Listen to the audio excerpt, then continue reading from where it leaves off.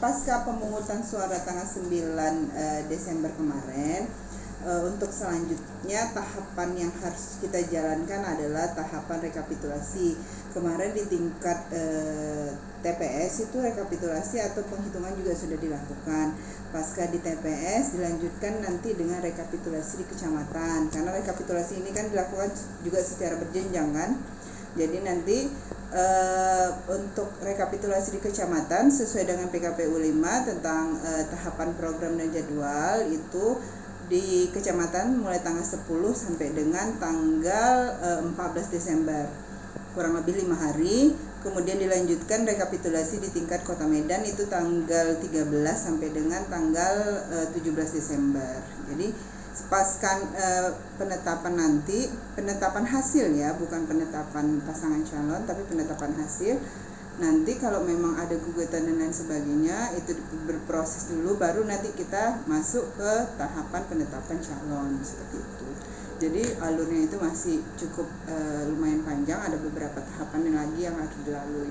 Sampai hari ini kita mulai hari ini sejak pagi tadi secara bergelombang 21 kecamatan sudah mulai melakukan rekapitulasi di masing-masing kecamatan.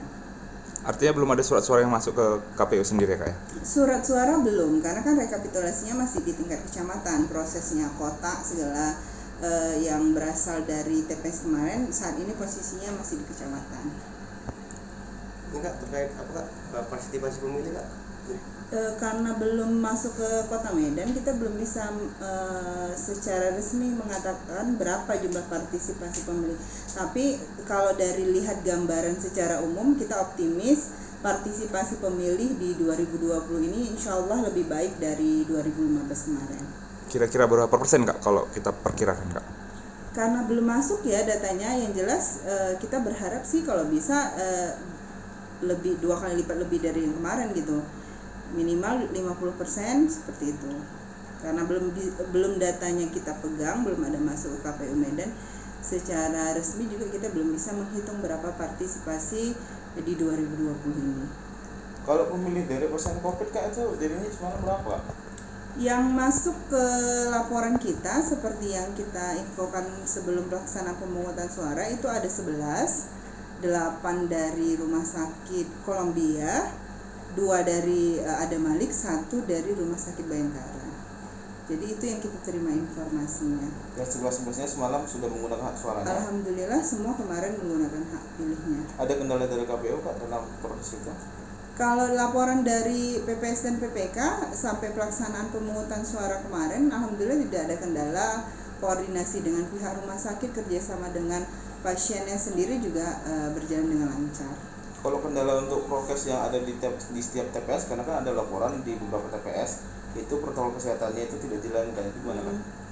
Bentuknya seperti apa dulu? Misalkan tentang untuk mencelup tinta itu ada yang masih dicelup, nggak dites seperti itu.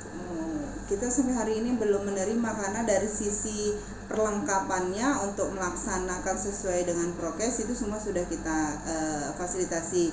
Misal saja terkait tinta tadi, tinta itu kita sudah setiap TPS itu sudah menerima alat tetes untuk tintanya gitu. Jadi saya rasa sampai hari ini juga belum ada laporan resmi dari ke kita kan terkait pelanggaran-pelanggaran seperti itu. Dan kalau dari penerapan yang di bawah, yang terjadi di bawah protokol kesehatan, adakah hambatan-hambatan yang mendapatkan? Kemarin kita juga melakukan monitoring, seluruh komisioner itu melakukan monitoring ke beberapa TPS yang wilayah kerjanya gitu kan. Dari beberapa TPS yang kita monitoring, alhamdulillah semua melaksanakan prokes dengan sesuai dengan ketentuan gitu.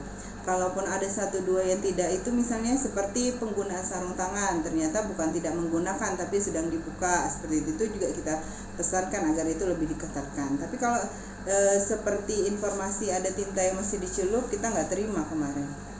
Berarti ini cek pemberitahuan juga sudah berjalan dengan baik ya Kak, untuk C pemberitahuan memang ada, kita lagi mentabulasi berapa C pemberitahuan yang didistribusi, berapa yang tidak, apa penyebabnya. Sampai saat ini kita sedang mentabulasi informasinya dari PPK dan PPS. Jadi secara detail berapa yang kembali, berapa yang tidak terdistribusi, itu belum sampai ke kita. Dan temuannya juga untuk kerumunan di TPS juga belum ada ya. Iya, kalau monitoring kita kemarin malah masyarakat juga bisa diajak kerjasama gitu pada saat selesai penggunaan hak pilih dihimbau untuk tidak berkerumun. Alhamdulillahnya hampir rata-rata TPS yang kita kunjungi itu tidak ada kerumunan. Di awal malah kita berpikir tidak ada partisipasi kan karena terlalu sepi. Ternyata setelah dilihat absensi dan segala macam sudah ada yang menggunakan hak pilih. Hanya saja memang tidak seperti biasa mereka pasca menggunakan hak pilih atau sebelum menggunakan hak pilih itu ngumpul dulu di depan TPS. Ini ternyata tidak. Alhamdulillahnya berarti masyarakat juga sudah aware dengan protokol COVID. Nah kalau monitoring di di lapas gimana? Pemilih di lapas? Kenapa pemilih di lapas partisipasinya cukup tinggi kan? Hampir rata-rata menggunakan hak pilihnya. Ada juga yang tidak terdaftar dan DPT ternyata punya KTP elektronik itu menggunakan hak pilihnya. Kemarin kita fasilitasi dengan formulir pindah memilih. Jadi Kak, secara keseluruhan penyelenggaraan pemilu di Kota Medan bisa dikatakan berhasil Kak? Itu bagaimana dari KPU sendiri? Kalau yang mengatakan berhasil atau tidak kan penilaian banyak pihak gitu kan, tidak hanya KPU sendiri. Cuman dari laporan yang masuk ke kita dan dari pantauan kita secara langsung melalui monitoring turun ke lapangan, alhamdulillah dari situasi semalam semua berjalan dengan kondusif, tidak terjadi sesuatu hal yang mengkhawatirkan khususnya untuk ketertiban yang ada di Kota Medan gitu. Sampai pemungutan itu selesai, sampai penghitungan selesai, semua berjalan sesuai dengan yang kita harapkan. Oke. Terus Kak, ini Kak